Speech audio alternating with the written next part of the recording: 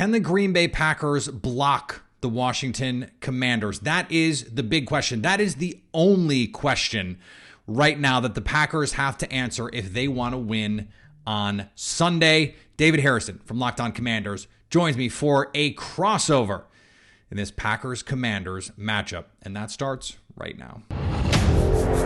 You are Locked On Packers, your daily Green Bay Packers podcast. Part of the Locked On Podcast Network, your team every day.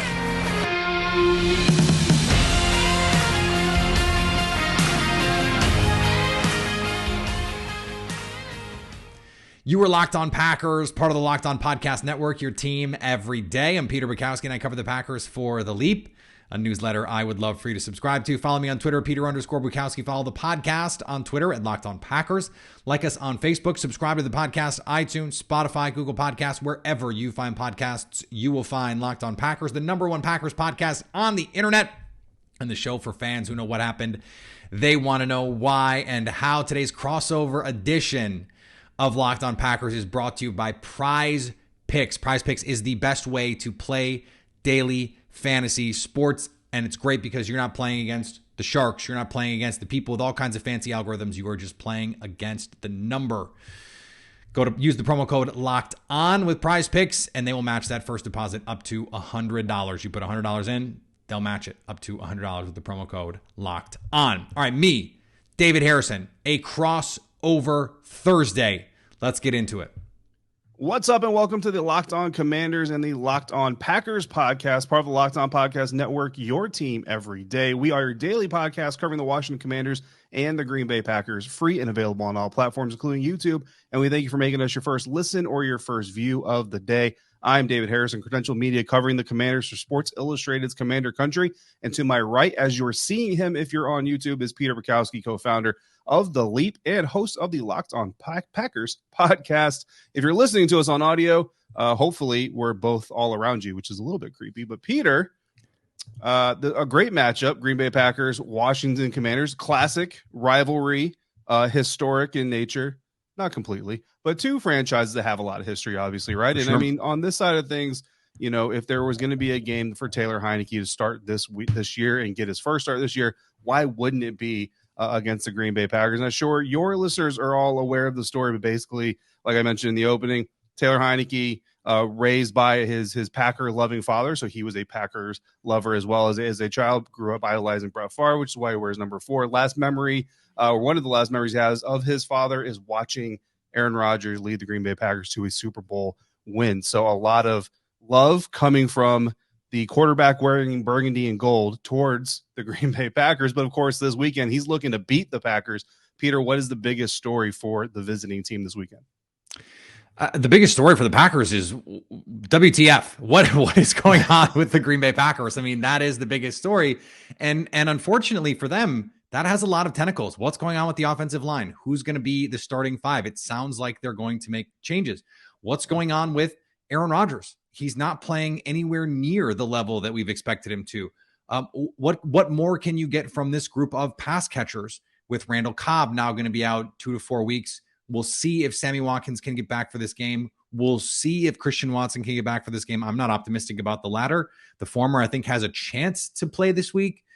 And then defensively, can they carry over what they did last week in the passing game and just like be a tick better in the run game? They've been the worst run defense in football this season. So yeah, what is going on with the Packers? That is sort of the big thing here.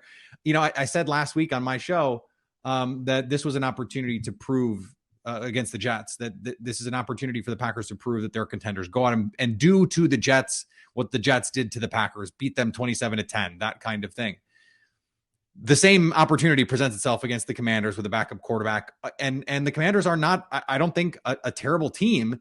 It's right. Just that coming in, the expectations were that the Packers would be much better than the Commanders. Yep. And so with a backup quarterback and a desperate team, you expect them to come out fiery.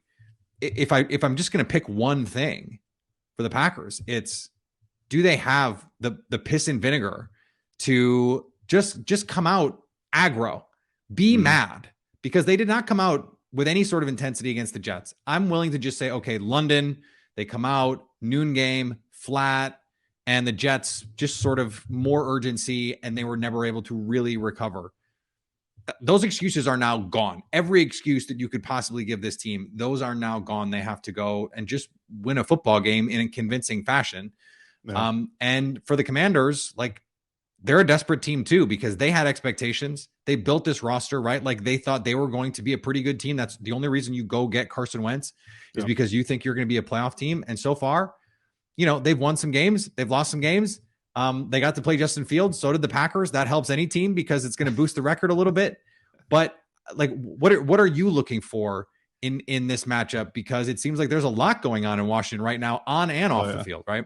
Yeah, there's a lot. And you know what? Like Ron Rivera, I'm going to try, at least for this episode, I'm going to try to keep it to football. Okay. I like that approach, and I'm sure that some of my listeners and some of my viewers are going to appreciate that approach on this episode as well. But yeah, I mean, the Packers are just really one part of just a really weird kind of season that we've started to have here in the first 6 weeks, and specifically in the NFC. I remember preseason we all kind of talked about it's Bucks, Rams, Packers, and then everyone else. Well, the Bucks, Rams, and Packers are all 3-3, so they're not even necessarily putting themselves on top. So really, it's the Eagles and then everyone else. And I don't know how many people had this much confidence in the Eagles entering the season. But the biggest story on the Commander side of this thing, and I've already touched on it, it's got to be Taylor Heineke. The quarterback is the most important position on the field. So when you have a new one, even one that is experienced in the scheme, is experienced with a lot of these players, and we've obviously seen him start against this team specifically just one season ago, it's still going to be the biggest story. And really the talk of the town right now is a contrast from this year between last year, or coming from last year. And last year, 2021 against the Green Bay Packers in Lambeau, Taylor Heineke, 25 of 37, 268 yards, a touchdown, and interception, a QBR of 86.3. Not terrible, not amazing, but not terrible. 10 carries, 95 yards. I felt like that was really kind of where he made his mark. I know there was that one controversial run that I think the refs got right. If you don't like the rule, you just don't like the rule, but the ruling was accurate. Look, the Commanders last season, they left 12 points on the field via missed or blocked field goals, and going for it in goal-to-go situations that, in my observation, and I still stand by this, were signs of desperation. So taking the points, you were desperate because you honestly, it reeked to me of a team that knew they were not good enough to go blow for blow with the Packers. They needed the touchdowns versus the points. They end up leaving those 12 points on the board, losing by 14. Oh, by the way, also give the Packers a short field via a Taylor Heineke strip sack, courtesy of Rashawn Gary. So all those things combined, you can fix those things. Potentially, maybe you come up with an upset win. Coming into this season, however, there are some differences in the Washington Commanders team, and they feel like those differences could potentially be the catalyst to helping them get an upset win this weekend, which would be huge for the Washington Commanders, and perhaps more influential or more impactful for the Commanders in a positive light, as it would be detrimental to the Green Bay Packers, because if the Green Bay Packers lose to the Giants, Jets, and Commanders, the questions are going to get louder, and the lights, of course, are only going to get brighter. But I really think it all starts with Taylor Heineke and what this team does that they've been doing, or different from what they've been doing already with Carson Wentz. And then, oh, by the way, you mentioned the run defense. Brian Robinson Jr. getting his second start, really starting to feel like he's catching up with the rest of the offense after 2 weeks of playing against Chicago Bears and the Tennessee Titans. What a story, too. Brian Robinson, the unfortunate incident where he's shot, and then not just recovers and plays, less than a month later? Like, pretty remarkable stuff from him. You mentioned the Taylor Heineke part of this. I know a lot of Packer fans. I mean, I was doing the show when that game happened, and a lot of Packer fans, like, the Packers won that game technically, convincingly, but I don't think any Packer fan left that game going, yeah, the Packers kicked that team's ass. Like, that's not what happened. As you mentioned, the points left on the board, and ultimately was turnovers. Taylor Heineke threw the pick. He fumbled twice. They were lucky to only lose one of those fumbles. Yeah. And that's going to be, we'll get to the matchups in a little bit, but that's going to be a matchup that I have my eye on, because Rashawn Gary absolutely wrecked this game a year ago. Yeah. 2 sacks, 4 tackles. He was a monster. Kingsley Enagbare, who's a rookie for the Packers, got his first career sack on Zach Wilson this last week on a really nice pass rush move. He's starting to come on. And Preston Smith needs to step up a little bit. Kenny Clark has been outstanding as an interior pass rusher. I mean, look, for again, we're going to get to the matchups, but for all of the modern NFL-ness that we have going on in the league, the Patrick Mahomes, the Josh Allens, the let's spread it out and chuck it around the yard. This is a game that to me comes down to which team can block the other's front better. And both of these teams are going to feel like they have the advantage in the trenches, and whatever team is able to block up on offense, I think they're going to feel like they should win this game. And to me, that because of the questions that the Packers have, who's going to start at right guard, where is Elton Jenkins going to play? That is as much about storylines as it is about actual matchups as well. Yeah, absolutely. Hard to be good or hard to be bad when you're good in the trenches, right? But also hard to be good when you're bad in the trenches. Matt LaFleur said that almost verbatim. He said, if we can't block, we can't do anything this week. And so you're absolutely right. Absolutely. And those key matchups are coming up. Peter, I found a key matchup for myself. Hopefully we're going to find some key matchups for the teams that we cover. But mine is going 20 years strong this next spring. And of course, I'm talking about my 20-year wedding anniversary, which is coming up. And for me, Blue Nile is going to help me make it extra special because the look on my wife's face, thank you very much, but the look on my wife's face when she sees the rock I'm planning on getting her should be amazing. Whether you're looking to pop the question or you have a milestone to celebrate or want to let your love sparkle a little bit, Blue Nile can help you make your celebrations just as memorable as I know mine will be, again, coming next spring. As the original online jeweler, Blue Nile offers the largest selection of independently graded diamonds and pieces priced significantly below traditional retailers. Blue Nile has helped millions of couples create their perfect engagement ring with their easy online tools, letting you choose diamond shape, size, and clarity, as well as setting style. Looking for a piece of fine jewelry to commemorate a special milestone, but still having trouble choosing? Blue Nile has jewelry experts on hand 24/7, available via phone or chat to help you find a memorable gift at every budget. So shop stress-free with Blue Nile's 100% satisfaction guarantee. All Blue Nile orders are insured and shipped for free in discreet packaging. They also offer overnight shipping if you're in a rush. Make your moment sparkle with Blue Nile. Go to BlueNile.com and use the promo code LOCKEDON to save $50 on your purchase of $500 or more. Again, that's BLUENILE.com. Locked On is the code to save $50 on your purchase of $500 or more. Once again, that's BlueNile.com. Use the promo code Locked On. All right, guys, continuing on with this crossover Thursday episode here on the Locked On Podcast Network. Commanders hosting the Green Bay Packers. The Packers get to come visit historic FedEx Field, Peter. It's going to be an amazing moment for all of them, I'm sure, having, travel from their home to, Anyway. Historic FedEx Field, yeah. We're going to get to historic for a lot of the wrong reasons.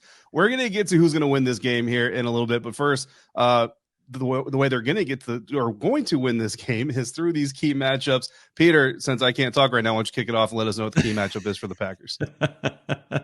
So I telegraphed this a little bit in terms of the trenches, but it's even more important because this Washington run defense has been really good this season. They're the fifth best defense against the run by DVOA, and Daron Payne, Jonathan Allen, those big boys up front can really cause problems. And this is a Packers offensive line that had their lunch taken by the New York Jets, by Quinnen Williams, and then also by like Sheldon Rankins, and who's a good player, but then like also guys that like you or I couldn't name if we were given 5 or 6 minutes looking at the depth chart. And so that's a problem for the Packers. Now, Josh Myers, the center, has been very good this season. John Runyon Jr., outside of the Jets game, has been very good this season. And David Bakhtiari, I believe, was the highest graded offensive tackle in pass protection of the week last week, according to Pro Football Focus. Mm-hmm. It's that right side. So how do you block up this front on that right side? Well, I think what they're going to do, at the very least, you'll get a new right guard. Royce Newman got benched last week, the right guard. He has been easily the biggest problem with this offensive line. He's giving up like 4 or 5 pressures a game. He's been a little bit of he's better in the run game than the pass game, but that's not saying much because he's terrible as a pass protector right now. And so I think you'll either see Elton Jenkins slide back to guard and then Yosh Nijman flip tackle sides. I think that's the most likely scenario. Yosh was a right tackle at Virginia Tech and has been a quality, like he's looked like an NFL starter at left tackle, filling in for David Bakhtiari and then for Elton Jenkins. And Jenkins has looked more natural at guard than tackle. All pro caliber guard, at least as of this season, like sub-level starter at right tackle. So maybe he's just a guard. That's fine. If Elton Jenkins is your right guard, if you're the Packers, you probably feel really good about this matchup because then it's just, okay, send help to Montez Sweat and figure the rest out, because I don't think their secondary edge pass rushers are going to cause the Packers to lose sleep. But Montez Sweat is a really good football player. Okay. And the interior guys I mentioned, really good football players. They lost some of the really good depth that they've had over the last couple of years. Like, it felt like they used a number 1 pick on a defensive tackle like every year for 6 straight seasons. But they don't have that anymore. But this team, Jamin Davis, flying around. He's a really athletic guy who, is he the most intuitive player?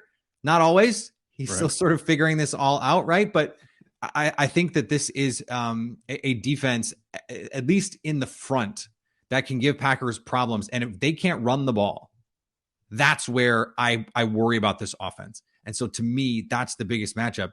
I kind of have a feeling that you're going to say the same thing, but on the other side of the ball. But go ahead and don't let me answer for you.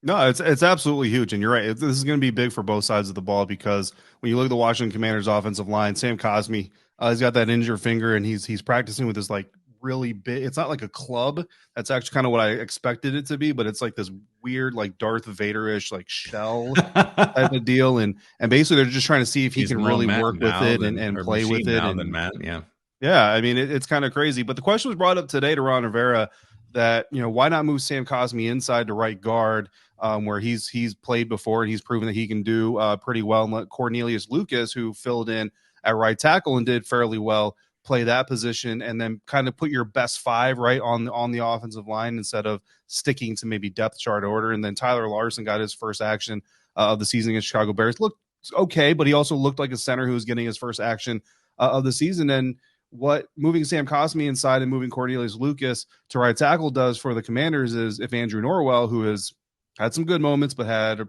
couple of really drive killing moments as well, if he kind of starts to get loose a little bit, Sadiq Charles, who has been solid as a right guard, is there, and potentially you plug him in at left guard. So yeah, some shifting going on. I mean, typically by week 6, week 7, outside of injuries, you kind of want to know who your guys are, but it looks like both sides kind of still looking for the right chemistry there up front. So that's definitely a key matchup for this game, Peter. I think you hit that right on the head. But for me, again, we're kind of looking at a matchup, and Ron Rivera talked about this too. Like the Packers, he says, watching them on film, there's not a lot different they do this year than they did last year, except now they don't have Devontae Adams. And in Commanders country, that's being viewed as like, this is how this team gets his win, is the loss of Devontae Adams and the comparison between the two rosters. Last year, the Commanders' top 4 wide receivers, Terry McLaurin, Adam Humphries, DeAndre Carter, and Dax Milne. This year, those top 4 receivers, Terry McLaurin, Curtis Samuel, Jahan Dotson, who looks like he's trending in the right direction to play this week, and I guess Cam Sims I would put with De'Ami Brown potentially not playing. You look at that, last year's second receiver, Adam Humphries, wouldn't even crack the top 4 on this roster. Meanwhile, the Packers, their top 4 DBs, Adrian Amos, Darnell Savage, Eric Stokes, and Shannon Sullivan last year. You take Sullivan out, you put Jair Alexander, which is a huge upgrade. Don't let me undersell Jair Alexander by any means, but I think the upgrade you get at Commanders receivers versus the upgrade you get in the Packers secondary, the fact that, again, according to what Ron Rivera and his staff are seeing, it looks to be similar type tendencies, and this really close couple of mistakes here and there, the Commanders cost them this win last year on the road, could spell a win in FedEx. If I'm the Commanders, that is absolutely the case that I'm making, and that is that, like, these two teams were pretty close last year. You take Devontae Adams out, you sort of rebalance the scales in favor of the Commanders' skill players. I think the difference is Taylor Heineke was your every week starter at the time, right? Yep. Like that, he's getting every rep every week versus coming in this week. And then I also think it's worth pointing out, if you go back to that 2021 game, and this is not everything, but Robert Tonyan had a nice game in that one, 4 catches for 63 and a score, and Allen Lazard, 5 catches for 60 and a score. He was a big factor, Allen Lazard was, in this game. And so he's going to get even more opportunities. And now the Commanders, William Jackson he's got the old I don't want to be here hamstring pull. Like that's the, not really, but like that's the injury. And so, okay, now what are you going to get from, Benjamin St-Juste and Kendall Fuller and Rashad Wildgoose, who a lot of Wisconsin fans are going to know from his college days. I love it. And one of my favorite tweets of all time had a picture of him chasing someone. So it's a wild goose chase. So if you haven't memed that already in Washington, Commanders fans, please feel free, take that, go do that. But this skill group, yeah, it's not the same. Yeah. And I think that's a big difference for sure. But Tunyon is going to have a bigger role. He ate last year. Lazard's going to have a bigger role. He ate last year. What I think is interesting too is if you go back 3 or 4 seasons, I think it was maybe even 2018 or 2019, in a game between these two teams, Jair Alexander shadowed Scary Terry. Yeah. And it wasn't until the end of that game when the Packers were up, I think 3 scores or something, that they were able to finally get a chunk play on Jair, and I think McLaurin scored. But I think that like it's hard to overstate that difference of having someone like Jair Alexander. I mean, he put Garrett Wilson in a torture chamber last week, and the Jets tried to move him around, and Joe Barry said, "Cool, you want to put him in the slot?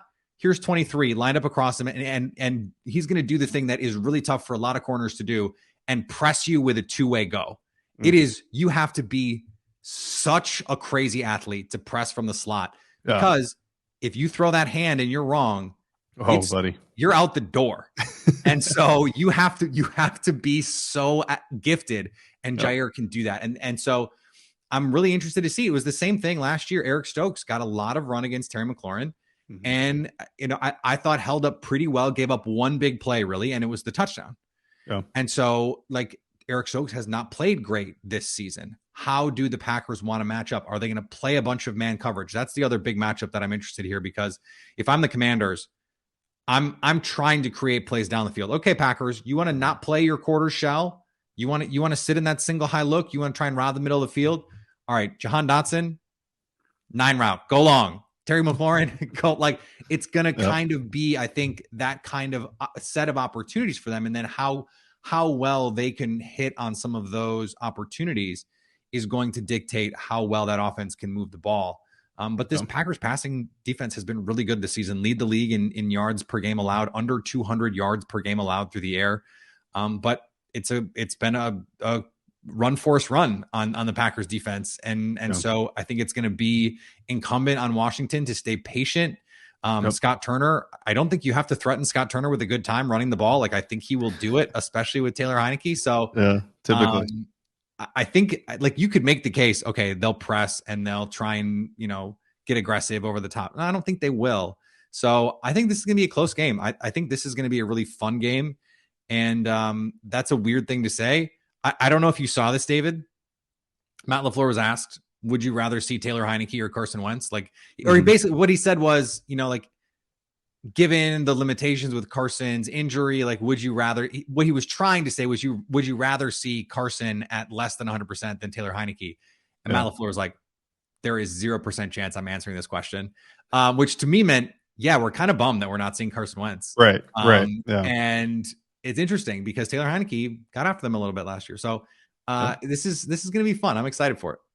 Yeah, absolutely. No. And that's going to be huge. And on the other side of that matchup, real quick, I'm looking forward to seeing who the Packers use or try to use to attack Kendall Fuller, because he's gotten exposed a little bit this season. And not only who, but how. Like, are they going to use, which combinations they're going to use to maybe try to spin him up? As a veteran, he has looked lesser than a veteran at times. So it's going to be very interesting to see if that trend kind of continues here with Aaron Rodgers targeting him instead of the younger guy, Benjamin St-Juste, who's actually been winning more of his matchups. But we're going to tell you who's going to win this game. Is it going to be the Packers? Is it going to be the Commanders? Predictions are coming up. I'm going to tell you first who's not going to win, and that's anyone trying to get into my house, thanks in part to the people at SimpliSafe. When it comes to burglars, your home is like the end zone. Your possessions are the points that they're after, and you need the absolute strongest defense you can muster. This is why I use and trust SimpliSafe Home Security. At SimpliSafe, your safety is the only thing that matters.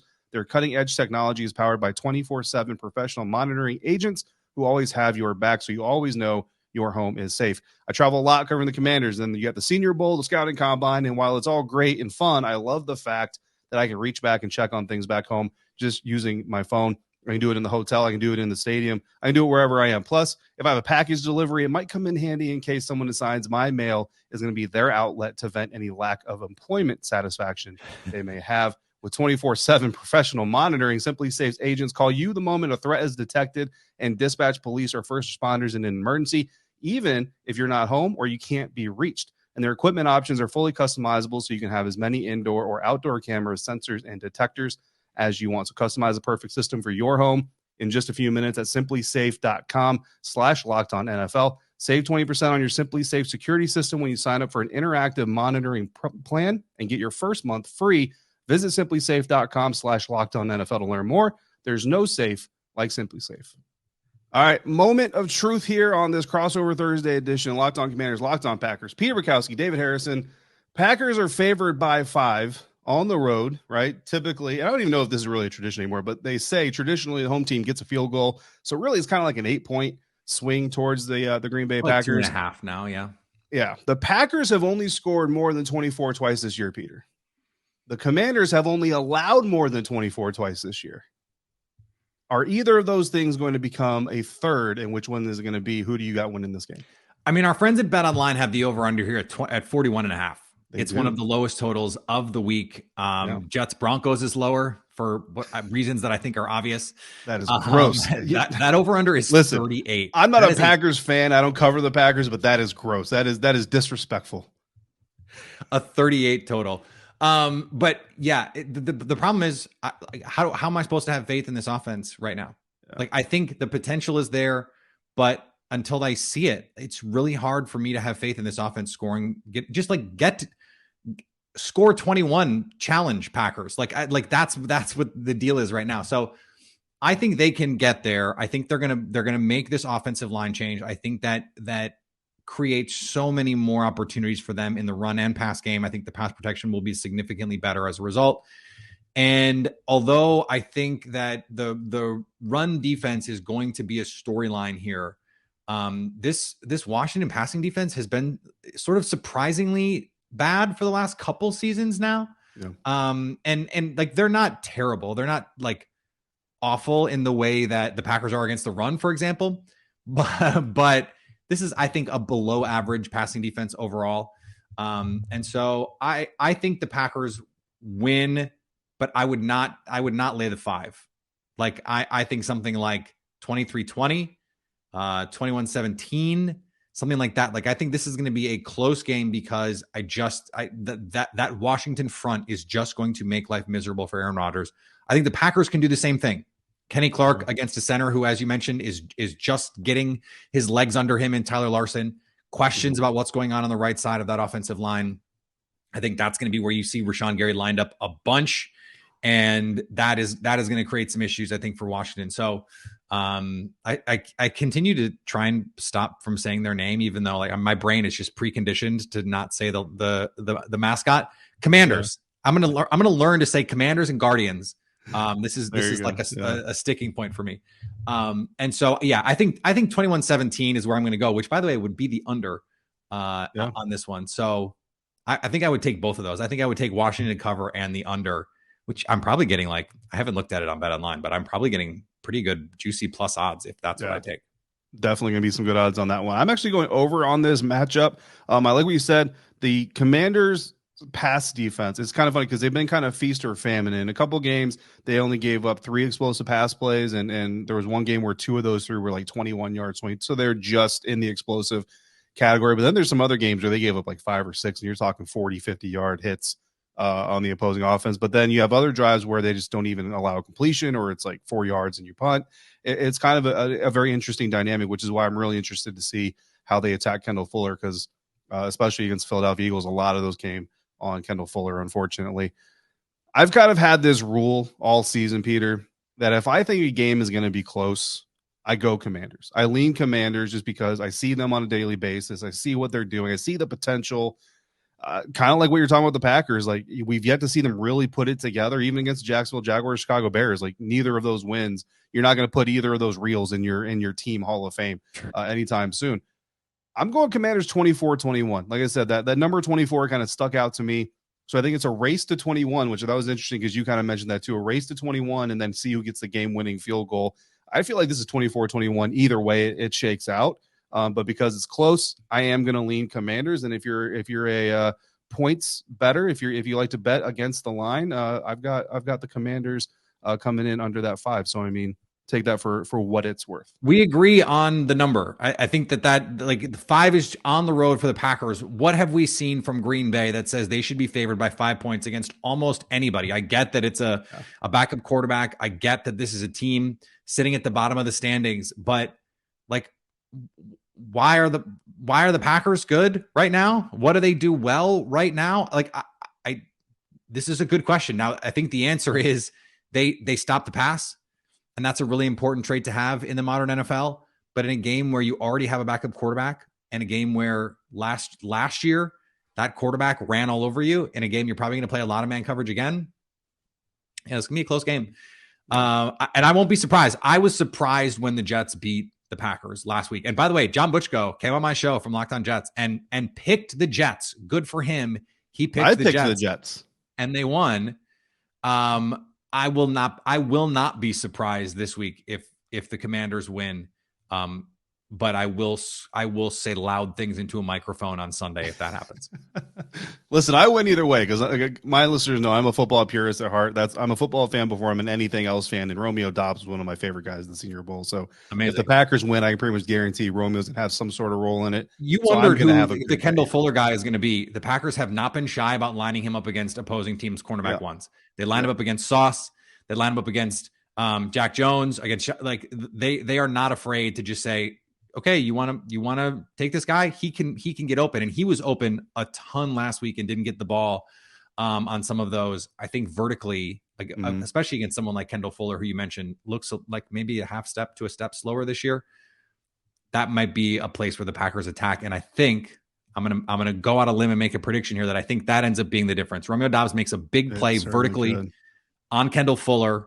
And is the difference, and that's how the Packers get a much needed win. David Harrison.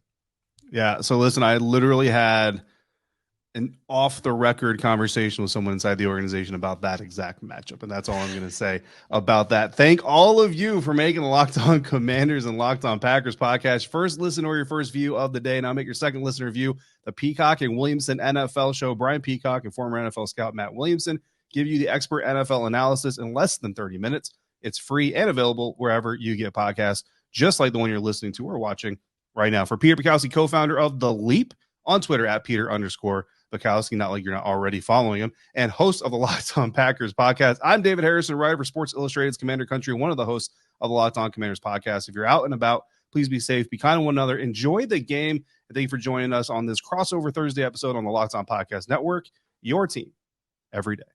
All right, awesome to be with David. That was a great conversation. Thank you so much for joining us. We will be here tomorrow, 8 Eastern, 7 Central, live on the Locked On Packers YouTube page. Injuries, not a lot to report there, although we'll see what the deal is with Sammy Watkins. I'm not optimistic they're going to play him this week. I think more likely the revenge game against the Bills. I think the same thing, Christian Watson. You want to sit him in hopes that he can be out there for the Bills. And you just gotta make the whole plane out of Romeo Doubs, which is something I wrote about for The Leap today. Go check that out. Follow me on Twitter, Peter_Bukowski. Follow the podcast on Twitter at Locked On Packers. Like us on Facebook. Subscribe to the podcast, iTunes, Spotify, Google Podcasts, wherever you find podcasts, you will find Locked On Packers. And anytime you want to hang out with us live on YouTube, follow us on the Locked On Packers YouTube page to stay Locked On Packers.